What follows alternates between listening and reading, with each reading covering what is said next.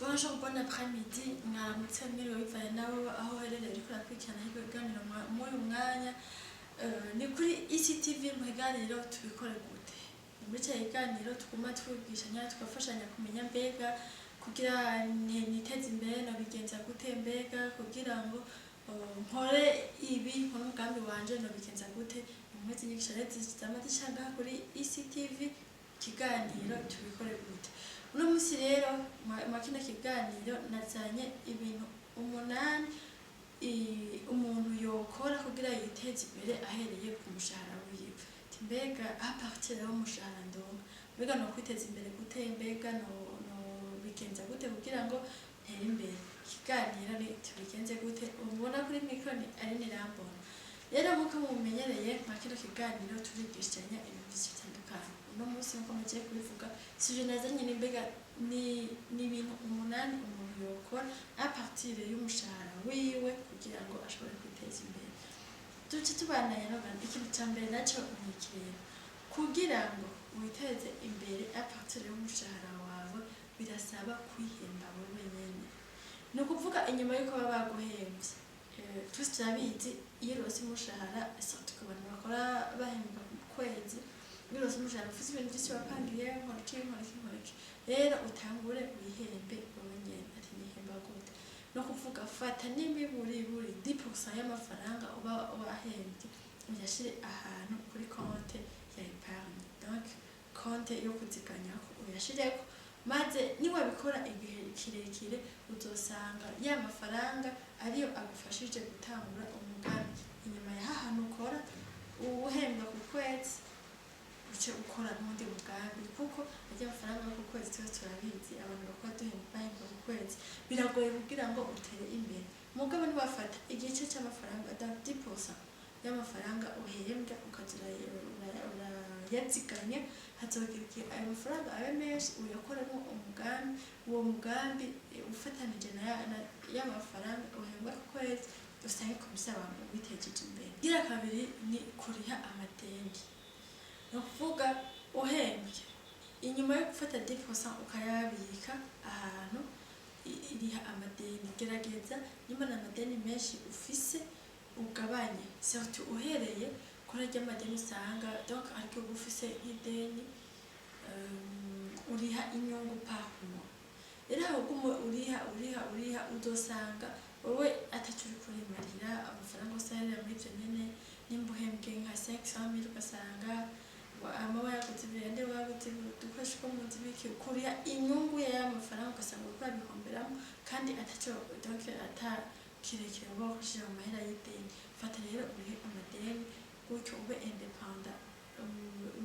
independent financièrement biragufasha kugira ngo ushobore gukora projet kuko ugifise amadeni biragoye gukora projet kuko uguma wiyumviye neza nk'amahera ndacandi inyungu nahamangabanye uzokora projet. Rero gerageza urose umushahara wawe urihe amadeni akuvuye ko comme ça ube independent financièrement. Kigira gatatu naco niki no kuvuga inyuma yo kwinvestisa. Ikigira gatatu raba dépenses zawe, maîtriser dépenses zawe. Ntuze nukora ibintu bidakenewe ugura motive mu rukongo ngo mwajanye mukabane n'abandi bantu ucusorora cyanye uguye n'akano mwibarabara ucukagura katari mu bintu byangombwa babwiriza kugura no gura ibintu bikenewe uvuga ati jewe ndakeneye kandi kitabonetse ntibikunda. Niba iyo uri kuri investisa ushaka gukora umugambi donc umugambi donc ubika amafaranga ku mugambi biragusaba kwifunga sindige no bivuga basi ukagabanya dépenses ukanakugura ibintu bidakenewe ukagura bya bindi uvuga ati ibitabonetse ubuzima ntibubandanya ukagura ibintu nyene uvuga ati ibiyenye kugira ubuzima bubandanye mbaho biransaba ikugura iki. Ivyo rero nivyo ugura nivyo biba bikenewe donc urametrize dépenses zawe ukaragura ibidakenewe comme ça uguze ibikenewe ayandi ukayabika ukainvestisa donc ntuje mwideni. Donc inyuma yo kwinvestisa ugafata za 10% zawe ukazibika ahantu we ayasigaye yakoresha ibintu bikenewe nubona hari no tusigaranye ugenda ushireko za 10% zirenga comme ça uhazogera igihe amafaranga yawe aduge ureke usesagura kane na education, donc investissez dans votre education.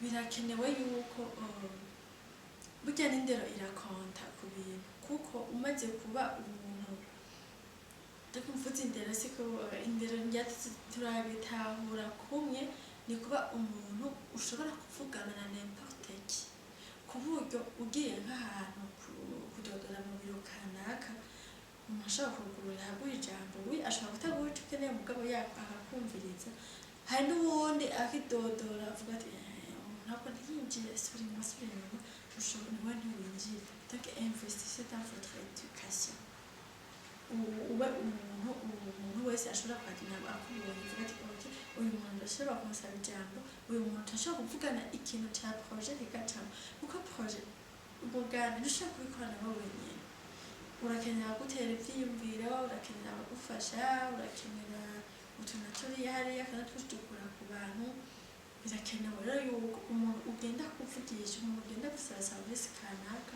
akumva maze akagufasha iyo abonye nawe abishobora.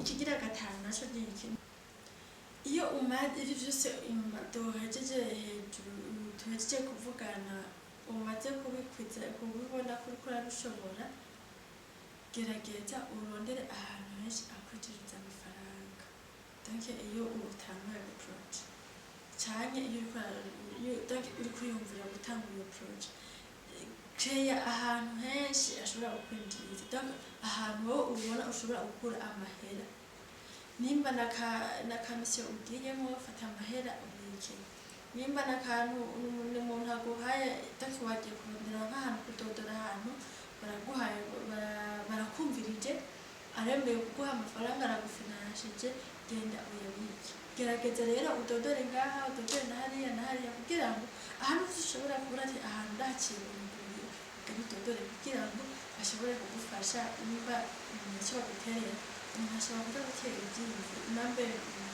umuntu ashobora kutagutera amafaranga aguterera ibyiyumviro wowe rero umuntu agutera ibyiyumviro ahubwo ni byiza gusumba n'abagutera amafaranga amafaranga nayo arakenewe mugabo n'ibyiyumviro byo birakenewe imbere ukora ikintu gerageza rero kureba ahantu henshi ushobora gukora amafaranga n'ibyiyumviro ikigira gatatu ni kimwe kuba umuntu investisseur passion et discipline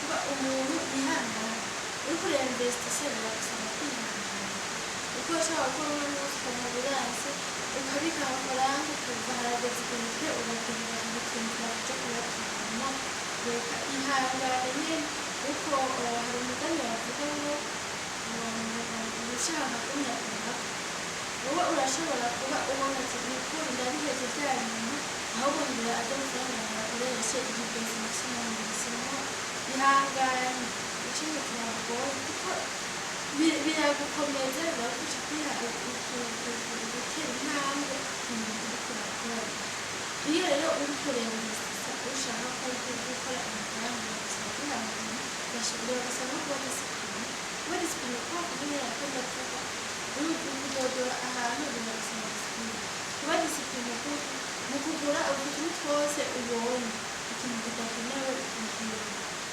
kugura ikintu gikenewe kugira ngo ushobore kwinvestisa neza ayo mafaranga wari kugura ikindi kintu kandi kitihuta muri uyo mwanya uzokigura mu nyuma umaze gutunganya wa mugambi wawe ugatanga umusaruro komeza uraheza ukawuguramo icyo wari ukeneye komeza disipline yawe yanagufashije ikigira inyuma yacu